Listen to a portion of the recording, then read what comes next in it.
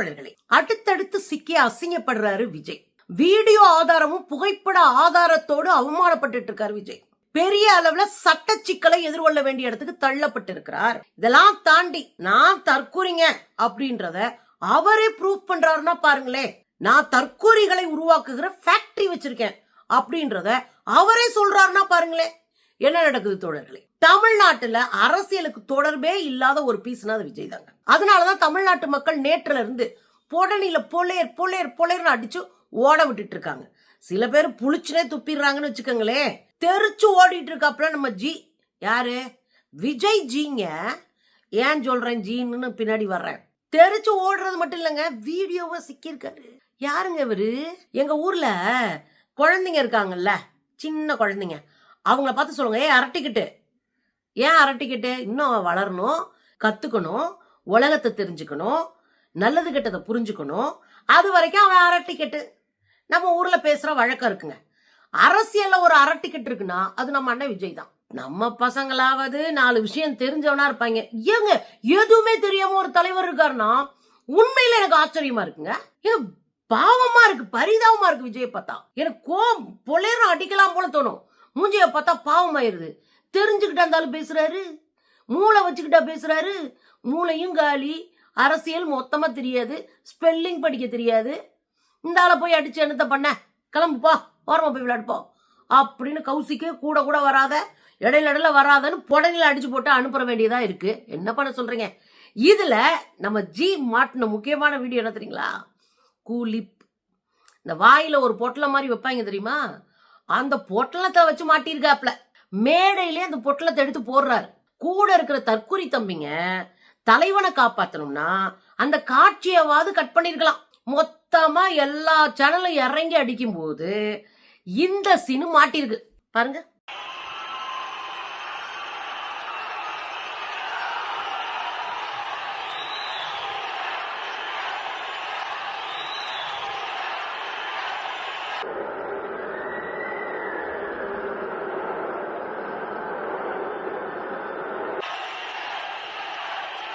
தெரியுதுங்களா?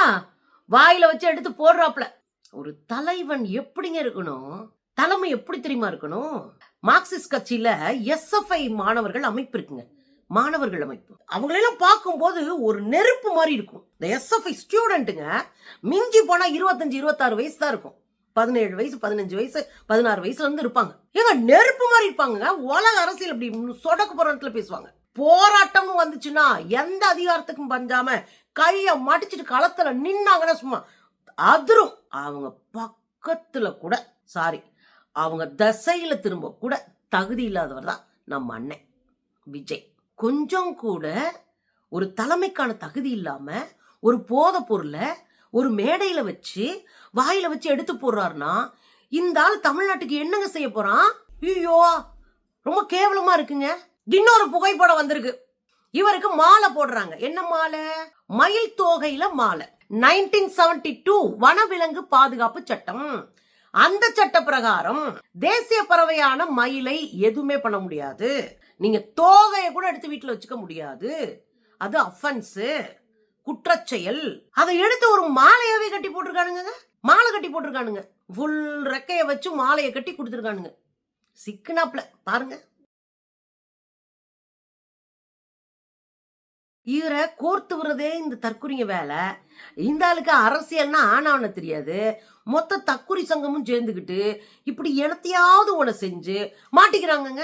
விஜய் இன்னைக்கு நல்லா மாட்டிருக்காப்ல, வச்சு செய்வாங்க. எப்ப பார்த்தாலும் பாஜக கிட்ட சிக்கிக்கிட்டு அடி வாங்குறதே இந்த அண்ணன் பொழப்பா இருக்கு. ஒரு தலைவன் எப்படிங்க இருக்கணும்? அப்படி நடந்து வந்தா அப்படியே கெத்தா இருக்கணும். ஒரு அரசியல் லீடருக்கான ஒரு முழு தகுதியோட இருக்கணும். மக்கள்கிட்ட பேசுற ஒரு சொல்லுக்கும் அர்த்தம் இருக்கணும். அரசியல்ல எந்த எதிரிக்கும் அஞ்சாம நெஞ்ச நிமித்தி நிக்கிற ஒரு தன்மை இருக்கணும். அதான் தலைவனுக்கான ஒரு அடையாளம். தமிழ்நாட்டு அரசியல்ல எப்படி போச்சு பாத்தீங்களா? இதெல்லாம் நானும் தலைவன் வந்து நிக்கிறாப்ல. இந்த நிக்கிறத பிரச்சனை இல்லைங்க. வண்டியில போறாப்ல, இவரை பார்க்க மக்கள்லாம் நிக்கிறாங்க. அப்ப என்ன பண்ணுவாங்க? ஒரு தலைவர் கையாட்டிட்டு போவாங்க. பார்த்திருக்கோம். ஒருவேளை வேனுக்கு மேல நின்று பிரச்சாரம் பண்றாங்கன்னா கையாட்டிட்டு போவாங்க, இல்லைன்னா வணக்கம் சொல்லிட்டு போவாங்க. நம்மால் என்ன பண்றாரு? லெப்ட்ல கைய ஆட்டிக்கிட்டே ரைட்ல விசில் அடிக்கிறாருங்க. ஐயோ, சொல்றதுக்கு ஒண்ணும் இல்லைங்க. ஒரு தலைவன் எப்படி நடக்கிறானோ அது போலத்தான் தொண்டர்கள் நடப்பார்கள். ஒரு தலைவனுடைய பிஹேவியர் எப்படி இருக்கோ அதை பார்த்துதான் தொண்டர்கள் கத்துக்கொள்வார்கள். லைட்டை போட்டு அமர்த்துறது, லைட்டை போட்டு போட்டு அமர்த்துறது, அப்புறம் ஹார்ட் விடுறது, இப்ப என்னடானா விசில் அடிக்கிறது. தலைவனுக்கான ஏதாவது தகுதி இருக்கா பாருங்க.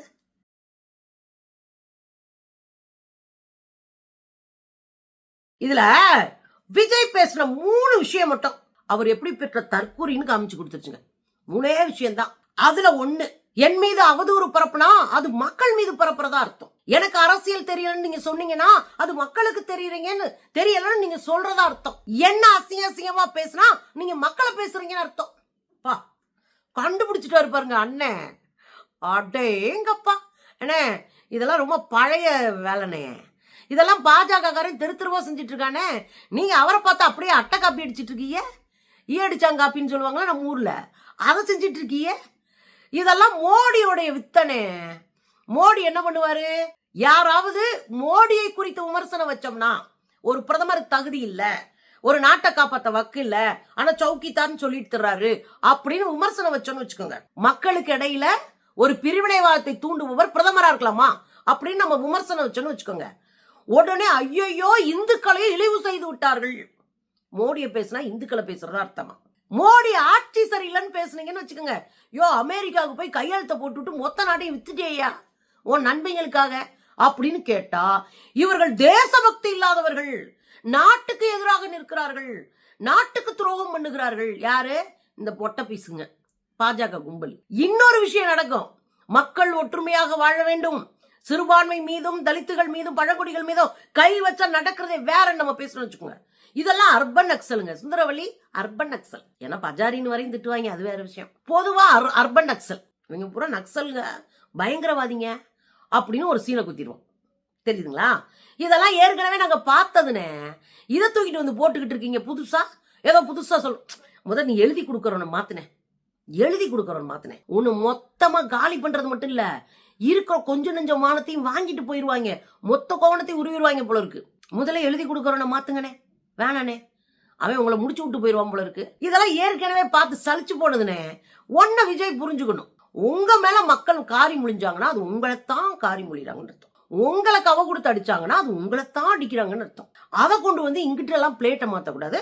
தமிழ்நாட்டுல மக்கள் அரசியல் தெளிவுள்ளவர்கள், அங்கெல்லாம் வச்சுக்க முடியாது. அதுல அரிய பெரிய கருத்து ஒண்ணு சொல்லிவிட்டாருங்க, நானே மண்டையில அடிச்சுக்கிட்டேன். நடக்கிறது சட்டமன்ற தேர்தல் பேசுறாரு அண்ணன். நடக்கிறது சட்டமன்ற தேர்தல். இந்த சட்டமன்ற தேர்தல்ல நம்ம முதலமைச்சர் என்ன பேசுறாரு? ஸ்டாலின் ஐயா, தமிழ்நாட்டுக்கும் டெல்லிக்குமான எலெக்ஷன், என்டிஏக்கும் தமிழ்நாட்டுக்குமான எலெக்ஷன் சொல்றாரு. சிரிக்கிறார். நானா மண்டையில குத்திக்கணும். டெல்லிக்கும் தமிழ்நாட்டுக்குமான எலெக்ஷன் சொல்லிவிட்டாராம். என்டிஏ அதாவது பாஜக கூட்டணிக்கும் தமிழ்நாட்டிற்குமான எலெக்ஷன் சொல்லிட்டாராம். அதை சொல்லிட்டு அவர் சிரிச்சிட்டு ஒரு வார்த்தை சொன்னார் பாருங்க. சிஎம் சார், அதாவது ஸ்டாலின் சார், நீங்க என்ன டெல்லியில நிக்க போறீங்களா? டெல்லிக்கு எதுக்கும் தேர்தல்ன்றீங்க? கும்பிட்ட வாய மூடிட்டு இருந்தாவது அறிவாளி நம்புவாங்க. இப்படியா அசிங்கமா மாட்டுவீங்க? ஏற்கனவே இதே செய்தியை பலமுறை பேசி அடி வாங்கியிருக்கீங்க. நாடாளுமன்ற தேர்தல் என்ன சொன்னீங்க? நாங்க நாடாளுமன்ற தேர்தல் நிக்க மாட்டோம், நாங்க மாநில அரசியல்ல கவனம் செலுத்துறோம், நாங்க சட்டமன்ற தேர்தல்ல தான் நிற்போம் அப்படின்னீங்க. அன்னைக்கே தலையில அடிச்சுக்கிட்டோம், இதுங்கெல்லாம் எதுக்கு லாய்க்கலாதுங்கன்னு. இன்னைக்கு அதை நிரூபிச்சிட்டீங்களா? ஒரு மாநிலத்தினுடைய மொத்த நிதியை வாங்குறது யாரு? ஒன்றிய அரசு. அந்த நிதியை பங்கிட்டு கொடுக்கறது யாரு? ஒன்றிய அரசு. அந்த நிதியை கூட குறையா தங்கள் ஆழக்கூடிய மாநிலங்களுக்கு அதிக நிதி ஒதுக்கி சாதாரணமாக எதிர்கட்சிகள் ஆழக்கூடிய மாநிலங்களுக்கு நிதியை கொடுக்காம புறக்கணிப்பது யாரு? மோடிஜி, பாஜக, ஒன்றிய அரசு. தமிழ்நாட்டை மொத்தமா வஞ்சிக்கிறது யாரு? ஒன்றிய அரசு. இப்ப தமிழ்நாட்டினுடைய வளர்ச்சி குறித்து பேசுகிறவர்கள் யாரை எதிரியா பார்ப்பாங்க? மோடியை எதிரியா பார்ப்பாங்க. யார் எதுவும் தெரியாம வளருவாங்க? அரசியல்ல ஆனாவன தெரியாத பீசுங்க தான் இப்படி பேசும். அதைத்தான் நம்ம அண்ணன் விஜய் பேசியிருக்காரு. தமிழ்நாட்டை வஞ்சிக்கிற ஒரு கூட்டத்திற்கும் எங்களுக்குமான போர்னா தொடர்ந்து தமிழ்நாடு வஞ்சிக்கப்படுது. நிதி கொடுக்கறதுல மாத்திரம் எத்தனை திட்டத்துக்கு நிதி இழுத்து வச்சிருக்காங்க தெரியுமா? ஜல்ஜீவன் திட்டம் நிதி வரல, 2ஆம் கட்ட மெட்ரோ நிதி வரல, கல்விக்கான நிதி 3500 கோடி வரல, 100 நாள் வேலைக்கான சம்பளம் வரல, 100 நாள் வேலைக்கான பொருளாதாரத்தை இப்ப 40% தமிழ்நாடு அரசு மாநில அரசின் மீது போட்டு விட்டானுங்க. அது ஒரு பெரிய நிதி சுமை. பேரிடர் நிதி கொடுக்கப்பட்டதே இல்ல. இப்ப நமக்கு எந்த நிதியும் வரலங்க. பெரும்பாலான நிதியை தரல. இது மாநில வளர்ச்சியை பாதுகாக்கும். என் நாட்டை கெடுக்கிற ஒருத்தனை எதிரியா பார்க்காம அவங்கள போய் எதிரியா. என்ன அரசியல் உங்களுக்கு தெரியுது? கூறுகட்டத்தனமா இல்லது. எய்ம்ஸ் மருத்துவமனை 30 ஆண்டுகால போராட்டம். 30 ஆண்டுகால போராட்டம் மதுரை மக்களுடையது. தோழர் பி மோகன் இருக்கிற காலத்துல இருந்து எய்ம்ஸ்கான போராட்டத்தை நடத்திட்டு இருக்கோம் மதுரையில. அது 2015க்கு மேல அப்பாடா வந்துருச்சுப்பா அப்படின்னு நினைச்சிட்டு இருந்தோம்னா இன்னைக்கு வரையும் முடியல. சுத்துச்சுவரை கட்டி 2 பில்டிங்கை கட்டி வச்சிருக்கானுங்க. நேத்து கூட பார்த்துட்டு தான் வந்தேன் அந்த வழியில எங்க ஊருக்கு போயிட்டு. இன்னும் ஒண்ணுமே நடக்கலங்க. சுத்துச்சுவர் தான் நல்லா இருக்கு. 2 பில்டிங் கட்டிருக்கானுங்க. மதுரைக்கும் கோவைக்கும் புதிய மெட்ரோ கேட்டோம்.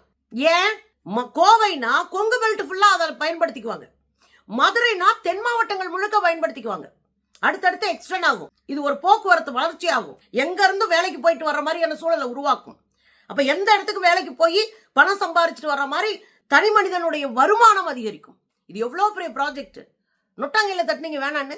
தமிழ்நாட்டுக்கு நிறுவனங்களை கொண்டு வரதுக்கு நம்ம அவ்வளவு உழைப்போம், பயங்கரமா வேலை பார்ப்போம். ஆனா அந்த நிறுவனங்கள்லாம் தட்டிட்டு போய் நாங்க டெல்லியில கொடுக்குறோம், நாங்க மகாராஷ்டிரால கொடுக்குறோம், குஜராத்ல கொடுக்குறோம், ஆந்திராவில் கொடுக்குறோம் தள்ளி விடுற இந்த கும்பலை எதிர்க்காமல் நீங்க யாரை எதிர்த்து தமிழ்நாட்டுல அரசியல் பண்ண போறீங்க?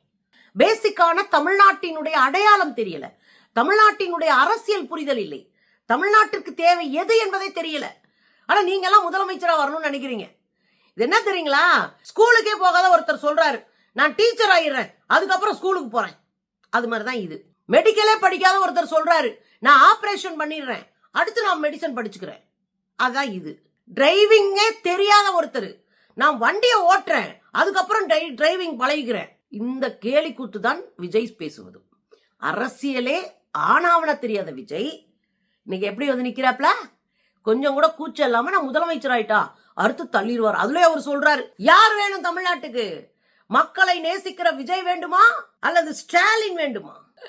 மக்களை நேசிக்கிற விஜய்ன்னு சொல்லாதீங்க மிஸ்டர் விஜய். கேட்கவே நாராசமா இருக்கு. ஏன்னா உங்களுக்கு அந்த சீனே கிடையாது. மக்களை கொலை செய்கிற கொலைகாரன் நீங்க. மக்கள் மீது அக்கறையற்ற ஒரு சோம்பேறி தலைவன் நீங்க.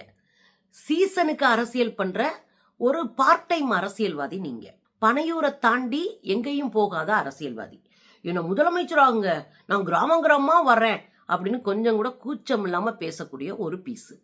நீங்கெல்லாம் போட்டி போடலாமா? உங்களுக்கெல்லாம் நாங்க ஓட்டு போடுவோம் நினைப்பீங்களா? விஜய நம்புறீங்களா? ஸ்டாலின் சார நம்புறீங்களா? ஏய், உன் மேல நம்பிக்கை இருக்காது வருமா ஐயா? மிஸ்டர் விஜய், 41 பேர் செத்தனைக்கு ஓடி போன பின்னங்கால் படரில் அடிக்க அங்க 3 பேர் செத்தானுங்க மாநாட்டுல.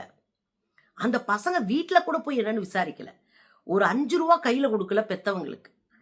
மதுரையில செத்தானுங்க, அது என்னன்னு போய் விசாரிக்க கூட இல்ல. ஏங்க, செத்து போன 41 பேருடைய குடும்பத்தை பனையூர் கூட்டு வந்து உட்கார்ந்துட்டு தனித்தனியா சந்திச்சு ஒரு கேடுகட்ட சில்ற அரசியல்வாதி நீங்க. நீங்கெல்லாம் கம்பேரிட்டிவ் பண்ற அளவுக்கு தகுதி உங்களுக்கு இல்லை, சரியா? அதனால கொஞ்சம் அடக்கி வாசிங்க. சிக்கி சீரழிஞ்சிட்டு இருக்கீங்க.